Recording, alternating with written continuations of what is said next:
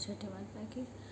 कार्तिक मासे के बरतिया धान लिहली उठाय, धान लिहली उठाय।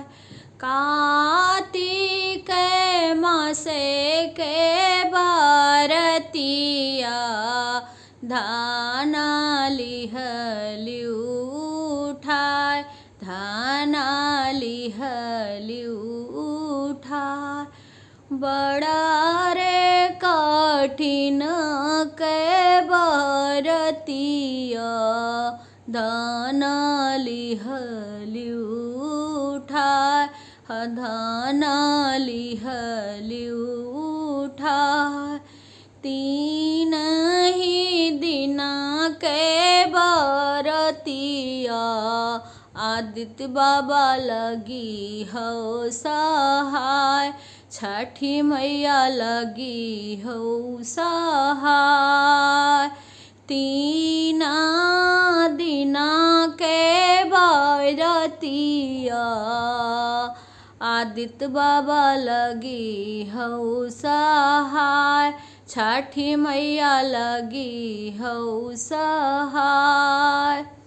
जल बीचे ठाढ़ी तिरियवा थर थर देहिया कांपे, थर थर देहिया कांपे। ओठवा गईल झुराई आदित्य बाबा लगी हो सहाय, दीनानाथ लगी हो सहाय। ओ तीन ही दिना के बरतिया आदित्य बाबा लगी हो सहाय, आदित्य बाबा लगी हो सहाय।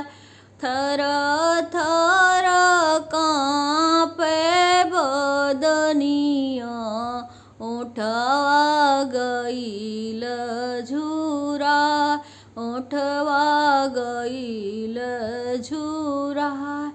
आवो हे दीनानाथ आओ, होई गए अर्घा के जून, होई गए अर्घा के जून।